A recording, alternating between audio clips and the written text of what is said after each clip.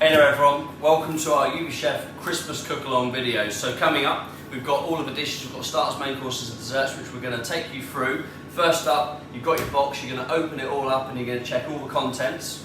You've got a lovely recipe booklet with all your recipe cards in there with all the instructions. Really, really easy to follow. Each recipe has a separate card to follow, numbered, colour-coded as well, so very, very easy. Sorry Rob, you've already opened your box, and in there you would have seen there's a lovely little house-baked bread from us, and to finish the meal, a lovely little chocolate flavoured with sea buckthorn. Okay, yeah, nice. So you have those lovely little gifts in there. Of course, it's Christmas, but really, really straightforward. All of this, we want you to have a nice, relaxing Christmas day. So watch these videos, have a look at our little tips on how to plate up, how to serve it. Again, nice and straightforward. So for now, let's get cooking and let's show you how to plate up and cook all of our Christmas dishes. So first up on our starters for the UB Chef Christmas menu, we've got a chicken liver parfait. It's a classic, of course, at Christmas. So chicken liver parfait, made for you, comes in this lovely little glass pot, which you can of course wash out and reuse. Most importantly, again, and I say it with a lot of the recipes, room temperature. Needs room temperature before you put it on your plate and eat it. Just because then, you see that butter, but we've sort of set just in the centre, clarified smoked chicken butter, and if it's fridge cold, it's going to be kind of like, it's not going to eat well, it needs to be warmed up. So that's our lovely little parfait all ready to go. In here, you've got your parsley crackers, so take a tray. You don't have to do this, but I think it really does add if they're just warmed up slightly. So I'm just going to get them just onto my little tray, a little bit of rapeseed oil just on the top. And then Ed, can you just put them in the oven for me? Of course, thank you, Chef.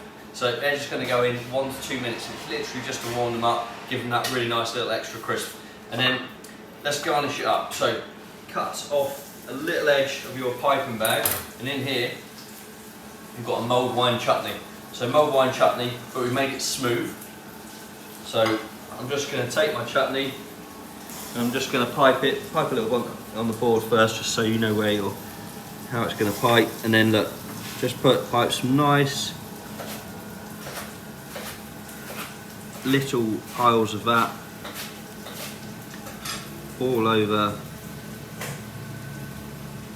the top of the parfait, like so. The chutney's going to keep well in the fridge after, so you can always keep any extra. And then a tiny bit of salt. I just want a little bit of molten salt just on the top, like so. Thank you very much. And then let's get some of our little fried parsley. Again, just using a little pair of tweezers I am for this, but you can use a little spoon or just use your fingers, but try and get those pieces of parsley so that they're giving real nice little height and texture to how the dish is going to look when it goes out. If you just sort of pile them all in one place, you'll cover up the actual butter that's underneath. So a few more on there, and again it's on there for a reason. That parsley is working lovely little flavour to go with the parfait. Happy with that. I'm going to grab my plate because no one's grabbed it for me. There we go. Let's get parfait just in the centre, and then that's our crackers. So we made a lovely little cracker dough with parsley puree going through it. So I'm just going to use, I've got a little bendy fork that I've got here, just to stack these crackers in, like so. Get one more on there. We've sent you a plenty, so you can really get a nice bit of parfait spread on each one. But that is my chicken liver parfait, smoked chicken butter, mulled wine gel, and those crispy parsley crackers for our first course.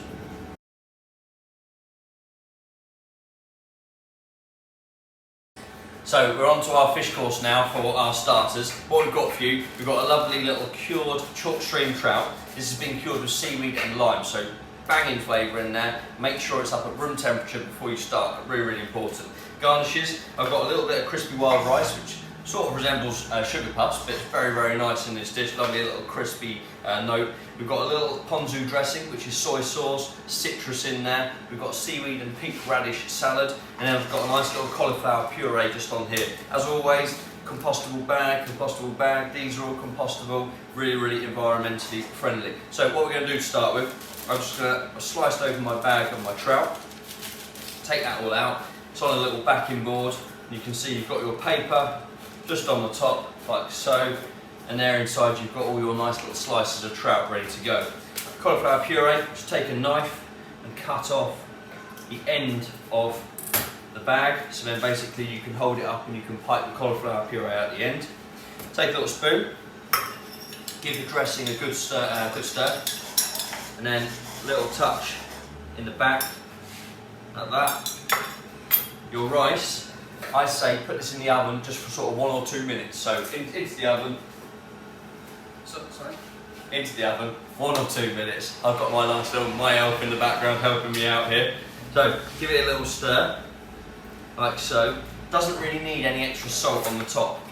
That's just because of the soy in there. It's that little salty note already. So give it a taste. Yep, really happy with that. And then you need your plate. So need your plate. There's our plate, thank you Elf. And then what we're going to do is we're just going to get some of these little slices of trout. I've got a little posh pair of tweezers just here, you don't have to have that, but I'm just going to start getting, thank you, get nice pieces of fish like that. And just want a combination here, some laid down, some just kind of folded over each other. And that's going to add nice little texture, interest to the plate, really important. So that is my trout, lovely little portion of that. Then what we'll do, just get some of our seaweed salad, pink radishes. In here you've got a whole different selection of seaweed, all been nicely soaked, it's not too salty. So you see I'm just going to go around, add a nice little bit of that on there, just as much as you want really. And the radish, lovely little peppery kick. So we're almost there. Bit more radish. Right, that's enough of that for me on there. Little tidy down. Then what we'll do, get some of that rice. I'm just literally gonna just tap it above that. Let it all fall down on top of the fish. You can always see, look how that's starting to come together. Just looks absolutely beautiful. Not necessarily your traditional Christmas starter, but lovely textures, lovely flavours. Right, puree. So get the piping bag, just in the end of your hand, use the other hand to guide it, and then pipe some nice little piles, cauliflower puree, cauliflower sea trout, crispy rice, what a combination. There we go. A little bit more, very happy with that. And then finally, all that's left before you go to the table, bit of dressing. A lovely ponzu dressing, I'm getting it on the fish. Hey Ed, what do you think of this? It's lovely. Tasty, simple, created at home. That is your sea trout starter on our Christmas menu.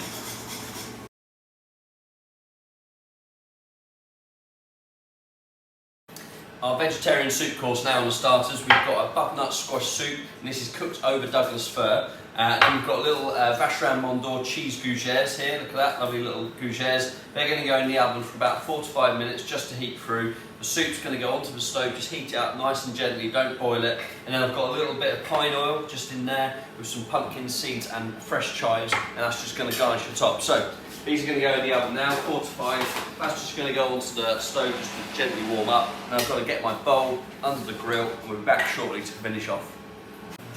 So a nice warm bowl, ready to plate up my soup. And remember, really important, don't bring it to the boil, just a gentle simmer, otherwise the flavour will disappear. So let's get our nice velouté poured in there. I've had a taste of it. Add a little bit more salt if you like a little bit more salt in it, but we've just done it nice and there we go. So there's the gougères, they've just been in 4 to 5 minutes in the oven. And all we're going to do, just place them in like so.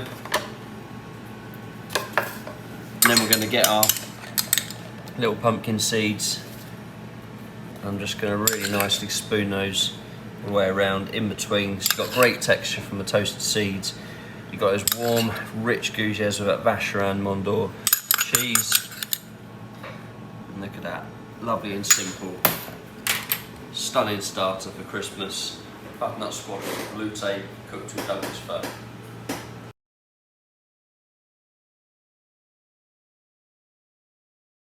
So onto our vegan starter now for our Christmas menu. So vegetarian, vegan, it's completely all fine for both. What we've got here, beetroot carpaccio. So this is smoked beetroots. We've cooked these sous vide and then we've sort of done them over the barbecue with some lovely applewood chippings just underneath. So you've got a nice little carpaccio. It's in the sous vide. So what you do, cut it out carefully, make sure that's all open, and then just carefully pull out the carpaccio like so. And then basically what I want you to do, that is the top of it, so that's the presentation side. Basically you want to peel off the bottom, like so. Then I'm going to get my plate and then turn over the carpaccio and place that like so. Would you like a hand plate in this one? No, I'm okay, thank you. I've got it under control. So there we go, look at that. Didn't need any help with that. Nice and simple. You just get your carpaccio all nicely placed, and you can move it a little bit before you take paper off as well, just so it's all perfectly in the centre. Right, little bit of crispy beetroot just here and deep fried capers. In the oven, there, 1 minute. Right. So just in the oven, just to warm up, really, really important. And then what we've got here, this is a smoked beetroot relish, packed full of flavour. Just cut off the end of the piping bag, so that's all ready to go. And then a little bit of dressing. So this is a beetroot dressing, just on here. Just take a touch of that. So I'm just putting a little bit of that over the top of the carpaccio, and then back of a spoon. Just work that in. And this is just going to dress up all of those beetroots all ready to go. A little bit of a clean up of the plate. Then let's get some of our relish on. So I'm going to grip the end of the bag, like so. Again, a little bit of a tester pipe just on my board. Beautiful colour this, so you want to, thank you Ed, you want to make sure that this is piped exactly where you want it. So pipe. And then don't do it, you don't need to do it too placed. You want to get a nice bit of it right the way over the carpaccio. So then with every bite, you're going to be getting a little bit of relish. So keep the relish for other dishes, it will keep nicely in the fridge. And now I'm just going to get some of my little crispy beetroots just placed over. I don't want to cover it all up, so I'm just going to get a few on there. Then go into some of my capers. These are just nice big capers, but we've just quickly deep fried, so you've still got a tiny bit of that vinegariness to them. Beetroot capers, absolutely delicious. So plenty of those on there, you really do want to get a nice few. And again, this is all about the presentation. So, there we go, happy with that. And then finally, a little bit more dressing. And I'm making sure I don't go actually on top of the beetroot crisps. Just going to bet a little bit more around there. And then we're basically all ready to go. So really, really tasty vegetarian vegan starter, beetroot carpaccio, smoked beetroot relish.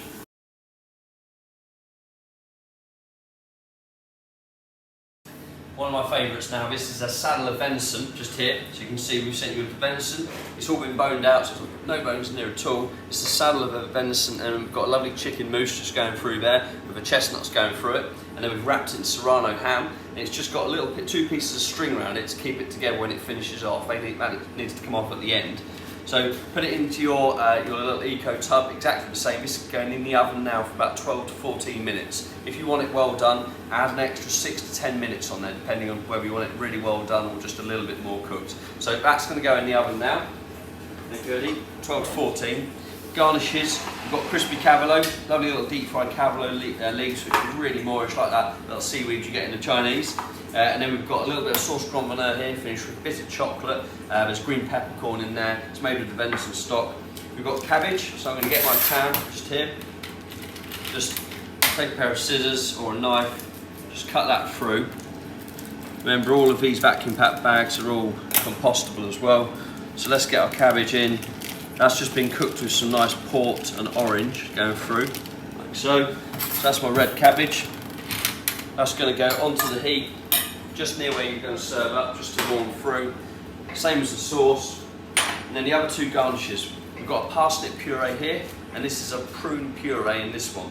Now, up to you. You can put both of these in a little pan of just scalding water, just for a couple of minutes, just to heat them up. But what I prefer to do with these, have them out of room temperature, so take them out in the morning, leave them on the side, and then we're going to just snip off the end, and I'm going to pipe it on the plate to make a really nice little pattern around it.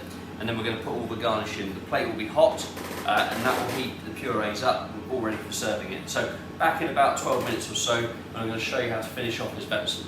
Okay, right, it's plating up time for our venison. Make sure your plate is nice and hot. No, Mum always says to me, make sure your dinner plate's nice and hot, so the food you're eating, of course, stays at good temperature as it goes through. There you go, there's the venison. That's rested now, a couple of minutes, really, really important. And then just with a pair of scissors, thank you, Ed. Just cut that string. You don't want to cut the actual meat, so just very, very carefully take off that string like so. And then we're just going to leave that to continue to rest. Then, let's get your puree. So first of all, this is our prune puree. Cut off the end of your little bag, and then the same on the parsnip puree as well. Make sure those little ends go in the bin, so they end up on a plate. And then what I'm going to do, I'm just going to pipe some nice little piles, like so, of my puree first of all. And it's the same again, this is room temperature, you can heat it up if you prefer. Nice piles of, this is a parsnip puree. Thank you. And there we go, next puree. So they're all good to go. And then let's get our cabbage next. So this is our red cabbage. Give it a little drain before you put it onto the plate. That's all that lovely juice from the port and the orange that we cooked it with. And then straight into the middle. Let's get all of that cabbage on there. When you put the cabbage on, try and put it in the exact place you want it straight away, because look at the colour on there, it's going to kind of make a bit of a mess on the plate if you have to move it about. There's our cabbage. Next up, venison. So here we go, you can put it on whole if you want, but I'm going to just slice it into three. So nice sharp knife, nice long cuts. There you go, look at that. And as I said, if you like it a little bit more well done, no problem at all. An extra sort of 5 to 10 minutes or so in the oven. A little bit of molten salt you saw me just put on there. Then I'm going to just put that nicely sitting up against my cabbage. There we go. Then we've got our sauce. So this is our sauce grand veneur now. Lovely and rich. I'd serve someone on the table and just a little bit on the plate. I'm just gonna, a little bit over the top of the venison. Put the spare sauce in there if you like. Thank you, thank you. See, Ed's just saying that, a good point. Let's get the spare sauce on the table, so then you don't have to put all on the plate, because your presentation will not be the best. So that's the rest of our sauce. And then that's just leaving us to put our cabbage on. Crispy Cavolo Nero. Don't cover up the venison too much, so you can still see everything. A few nice pieces there. And look at that, how about that?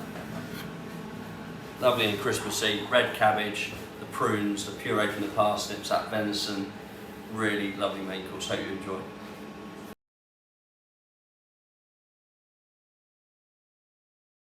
Onto our pork belly now. Here you've got a lovely chunk of pork belly, look at that. All been brined first of all, and then we've slow cooked it. You can see we've coloured the skin for you, and it's got that lovely stuffing in the middle. You've got sage and apple going through there, and then the pork belly around the outside. What we need to do that, take a tray. We'll send you with that UV shed paper, greaseproof paper in the box, so just take a little bit of that, line it up on your tray, less washing up at the end, and then we're going to just cut open our pork belly, take that out of a little packet on there. I'm going to put it back way up on there, on the tray, so then as it cooks, you're going to kind of nicely colour up even further on the pork. It needs to go in the oven about 12 to 14 minutes, so same as our venison. So let's get that going into the oven. Now, take a pan. I've already got my calvados sauce. It's a lovely roasted pork sauce with calvados in there. That's in my pan already. I've got pomme anna. So pomme anna is basically potato layered up, which we cook with butter going through the layers. That's already in there. Just requires about 8 to 10 minutes in the oven as well, and you can use your little compostable tray to heat that up. Let's get our sprouts out. So these are sprouts, just been sauteed. We've got some smoked pancetta in there, so empty that out to your pan.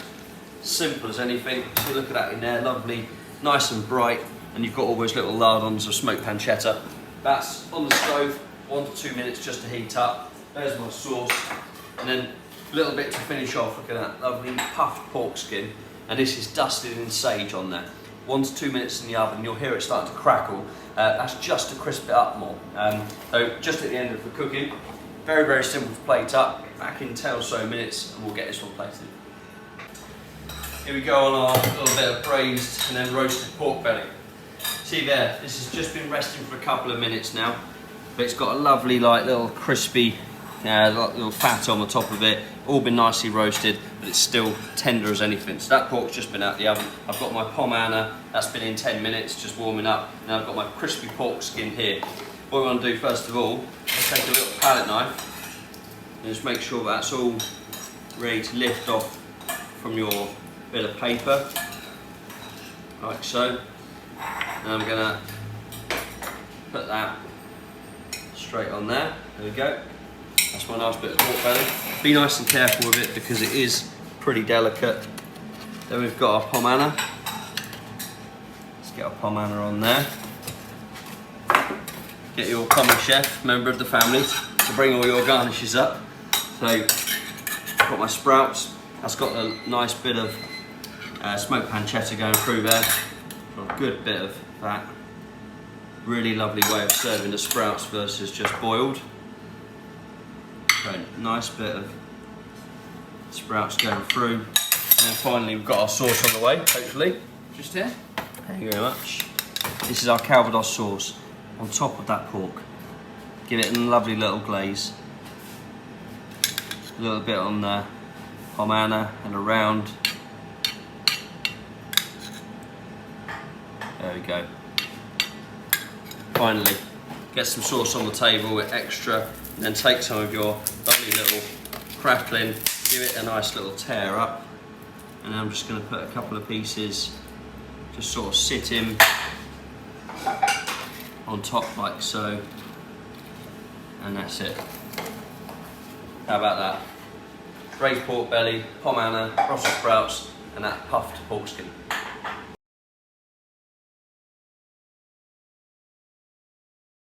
On to our fish main course now. This is a poached fillet of cod. Look at that, in there you've got a lovely bit of clarified butter, you've got some herbs and then chives, dill.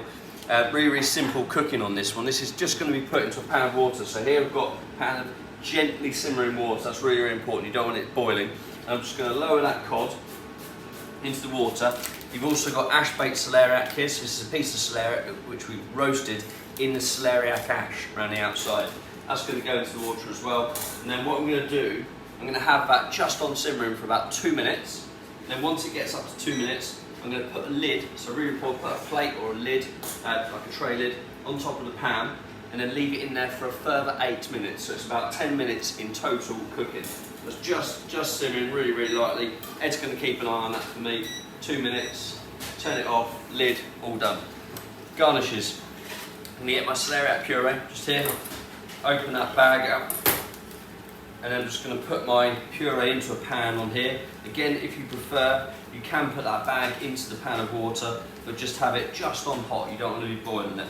And be careful, of course, when you come to serving it because the bag will be hot. But lovely smooth celeriac puree in there, which I'm going to heat up on the stove. And in there, this is our deviled shrimp butter. So this is a whipped butter with pickles in there. We've got gherkins, capers, we've got the brown shrimps, we've got a little touch of curry, Tabasco, Worcester sauce, all sorts going on there. But with that, you want a little bit of water. So about, a couple of tablespoons of water per serving. And then both of those are going to go onto the heat a bit closer to the time when our cod's going to be coming out. So that now, as we said, let's turn that off. You can sort of, I'll just show you that here. See how there you go. All starting to just warm up all nicely in there.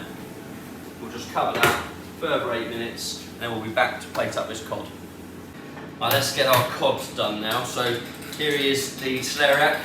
That's just been, say, dropped into that water. You just want to open up that packet carefully. Right, so let's get it out onto the little bit of drainage cloth. It's got a little bit of drainage paper there, same as the cod. Again, be quite careful with this because of course it's poached, so I'm going to carefully cut that cod open and then empty that out, and that's just really simple. Let's give it a little bit more helping hand to get out of that packet there. Okay, be nice and delicate with it. And almost cut it on the other side. There we go. So that's all out there. It's a lovely bit of poached cod. Like so. Then got my plate all ready to go. Just put some puree there. Let's get a piece of cod on first of all. I'm using a nice little spatula just to help me get it on nice and carefully. There it is. Get all those herbs nicely on the top. And then we've got our piece of celeriac just at the back. Our little bit of celeriac puree. I'm just taking a nice dollop of that on the side.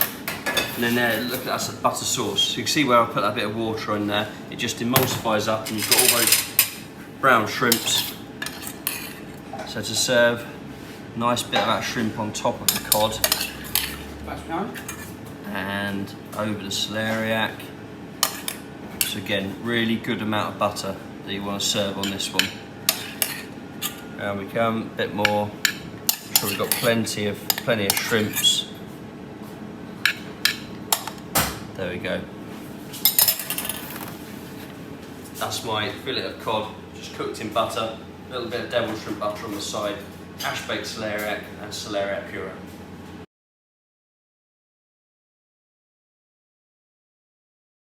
Onto our risotto course now. In here we've got a wild mushroom risotto. You see there we've got some lovely sauteed mushrooms going through there. We've also got some king oyster mushrooms just here, which we've grilled already. They're going to go in the oven about 4 to 5 minutes. We've got a little bit of salsify, roasted salsify in here, just with some nice butter inside.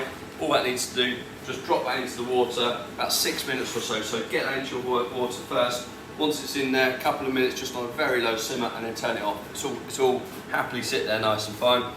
So our risotto, back to our cooking liquor. Just open up the cooking liquor and pour all of that into the risotto, like so. And then this is going to go onto the heat. First of all, we're going to get that on, we're going to bring that up to the simmer, and then once it's up to the simmer, another 4 minutes and stirring occasionally there. So 4 minutes once it's up to the simmer. My mushrooms go in for about 6, and then I've got some little pickled shimizu mushrooms here, some flat parsley going through. They're just room temperature on the side, all ready for us to garnish off when we plate up. So just finishing off my risotto here. So I've got my spatula, giving it a good stir. Let's turn that heat off, get our bowl out ready to go. There it is. You see the texture of a risotto. Okay, nice and creamy. You don't want it stodgy, so just enough cooking until the liquid is just reduced. Then let's get our risotto. King oyster mushrooms there. There you go. So there's our roasted mushrooms. So let's get all of our risotto into our bowl, and then let's just use a spatula just to spread it out nicely so it's all nice and flat. There we go. And then we've got here our pickled mushrooms, and we've got our little roasted ones as well. So let's get our our salsify should be making its way over now. Then we've got our mushrooms there. There we go. They've got a little bit of crispness on them where they've been roasting now. Some of our pickled mushrooms. There we go. So yeah, it's just got a little draining tray here, ready for the salsify. So nice bit of pickled shimeji all over there. And then let's get our draining tray. Let's just cut open the salsify. We'll get that all open. See how that nice butter makes it all nice and shiny. And then we'll just finish off with those pieces of salsify, like so. There we go. A little bit of rapeseed oil to finish. And a really nice vegetarian risotto course, wild mushrooms, pickled shimeji, and that roasted salsify.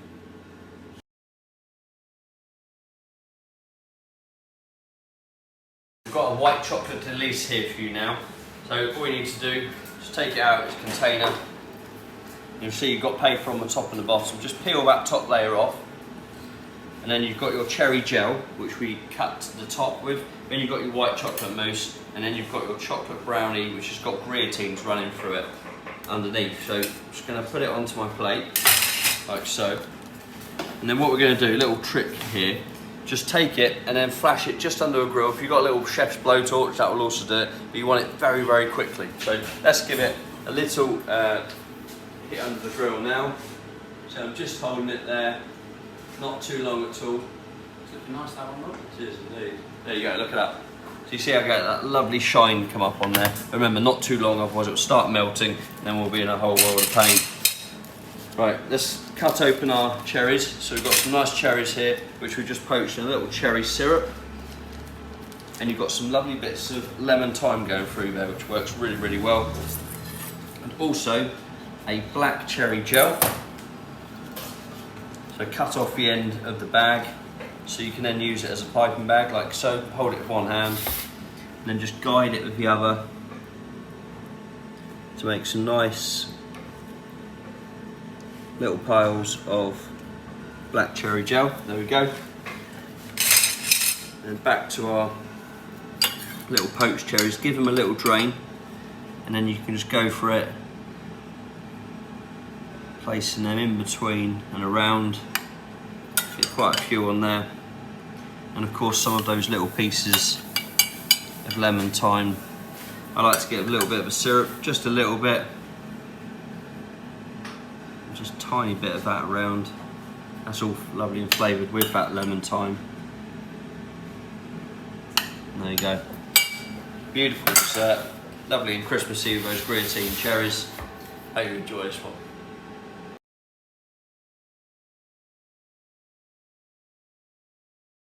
Got a lovely chocolate Titanic here for you now. This has got mincemeat in the centre, so a really nice chocolate pudding, nice and light as well, but made with 70% bitter dark chocolate. That's going to go into the oven for about 12 to 14 minutes. When it comes out, I'll show you what you're looking for, what it should look like, but you still want, of course, that centre to be nice and soft. So 12 to 14 minutes. Let's get that in. I'm going to put that on a tray, give it over to Ed, just going to whack that in the oven. There we go. Garnishes. Take your little bit of clementine anglaise, so a nice creme anglaise here. Just get that into your pan. And then again, we all know when we heat up custard, especially like a fresh egg custard, you don't want to boil it. So that's just going to go onto the stove. Going to heat it on nice and low. If you want to serve at room temperature, that's up to you, absolutely fine. But just keep giving that a nice stir whilst it's on the heat, so that you don't scramble it. And then lovely clementine jelly just in here. So this is a clementine pâte de foie, which we're just going to put these cubes into the base of the dish with the clementine anglaise around. Back in about 10 to 12 minutes when our fondant little Titanic will be resting, and I'm going to show you how to get it out of the container onto your plate. Here's my Titanic now. It's been resting just here for a couple of minutes, really important, the longer the better. So if you can rest it for sort of 3, 4, 5 minutes, then it just gives a chance for the chocolate just to firm up a little bit around the outside. But you've got the chocolate, my custard, it's just been gently heated up in the pan. Remember, you can serve at room temperature if you prefer. Now, how to get this out? Take a pair of scissors, what we'd do is just cut down your little biocane container, just nice and carefully. So cut that down there. This just basically means you can get it out easier. So all the way down, be nice and careful. Of course it's quite hot. I'm just going to go in the other side as well. Like so, there you go. And then once you've opened it up, that allows you just to get a little spatula into the container, and then you can just make sure it's all nicely away from the side of the container. You can just push that away, and there it is, out that comes. You can see where we've sent it just on some of greaseproof, so carefully just pull that away from the sides, and do this, just take a bit of care of this because you don't want that Titanic to split. So just pulling that away, almost away down. And that's where we've rested it, it just means that this is just going to behave much better. There we go. Right, then get your spatula and just underneath, like so. See how that comes off. Right, that's all ready to go onto our plate. I get my custard, get all of that in the bottom, that lovely colour from that clementine. Spread that out. Then finally our Titanic. Should be nice and careful with it. And then we're going to get our little bits of jelly. I'm just going to put those all around the outside. So we've got 5 lovely cubes of that clementine jelly. And there we go. How about that? Beautiful Christmas Titanic with that mincemeat centre, clementine anglaise and jelly to serve.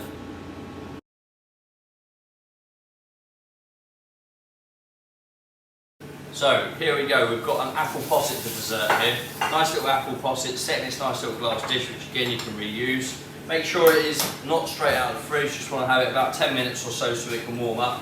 And then have your plate ready. This one is really, really simple. Of course, after that big main course, you don't want to be messing about for ages with your dessert. So we made it nice and simple to go, but full of flavour. What we want to do here, get some of your little compote. And in here, we've just got some blackberries, grains with apple. And what we've done, we've cooked them down in a lovely little syrup with sloe gin. So sloe gin's just inside there. You want a really good amount of that juice, and then just spread them out, all ready for our little next layer to go on. So that's all ready to go, wipe down. Then here, this is my festive granola. So in this bit, you see I've got pumpkin seeds, got some lovely oats, we've got cranberries in there, we've got a bit of black treacle. So just get that granola, just basically put it all over. You can see our thought process in this. You're heading towards a lovely little crumble type dish. A bit too much mulled wine again. Well, hopefully the people who are plating this up have had a lot of mulled wine by this point. So. Right, so a bit more granola on there. Make sure you get some of those nice little pumpkin seeds showing off on the top. Nice bit of colour. Lovely, look at that. Straight onto your plate. Look at that. Lovely little layers, granola, posset, and that beautiful compote just in the centre.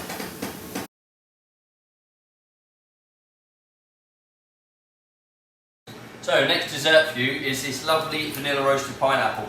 All in here, pineapple juice, vanilla in there, so you've got nice little bits of vanilla pod, which we've studded the pineapple with. We've roasted it and then we've slow cooked it so it's lovely and tender. All you need to do with that, get the whole sachet like that, drop it into a pan of scalding water. It needs to be in there for about 12 minutes. But once it's heating, so leave it in there, medium heat, take it off. You can put it in when you eat your main courses. It will quite happily sit there, all fine. So what our garnishes are going to be, we've got coconut yogurt just in here, so it's a vegan coconut yogurt, and then we've got a little biscotti in here as well. So the biscotti wants to go in the oven literally a minute. Again, that's just to give it a little bit of warmth, crisping it back up again. And then when our pineapple comes out, what I'm going to show you, I'm going to open it and I'm going to get it into a pan. So I've got a hot pan just on the stove here, or Ed has ready for me. And then the pineapple, we're going to carefully open it, pour all the juice into the pan, and then we're going to keep on basting it. So we'll be back here about 10 or so minutes, and I'm going to show you finishing this off. So, pineapple, I've had it out of the pan with water, I've opened it up, put it into my pan, look at that. That's what we want you to do with it. Reduce it down, keep basting it, look at that lovely vanilla pod. Lovely flavour. So you need that sauce nice and reduced. And then I'm going to leave a little bit of the vanilla on for serving it, and then that shows just how it's been cooked. So what I'll do, I'm hoping my biscotti is on the way for me. I'm just in the oven, just heating. Yeah, I can hear it coming. Just there for you. Thank you. And then let's get our lovely piece of vanilla roasted pineapple just on there like so. Biscotti, they've just been warmed up. Just wanted to make sure they've got that lovely little crispness to them. So a few pieces of biscotti on the side, and then I've already cut my little end off my piping bag, my coconut yogurt, and then look at that, just pipe it on like so, and then back to your syrup, and you can see, look at that, as it cools down, it goes even more syrupy, and you want a good bit of that over the top of the pineapple, a little bit pressed around. There we go. Would you believe it? That's vegan, Eddie, vegan dessert. Very, very nice. So roasted pineapple, biscotti, coconut yogurt, all the flavours of Christmas. Hope you enjoy it.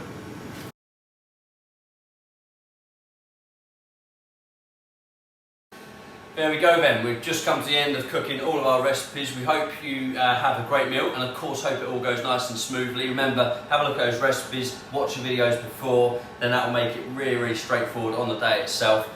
Next menu for us is New Year. We'll be back doing New Year's Eve menu. Yep, first one after massive demand last year. And then of course we're into the new year, new menus. They're on the site now. Have a look at those. But for now, thanks so much for ordering the UbiChef box. We're going to relax with a lovely glass, and well earned I would say, glass of red wine. But for now, cheers, have a great Christmas, and we'll see you very, very soon.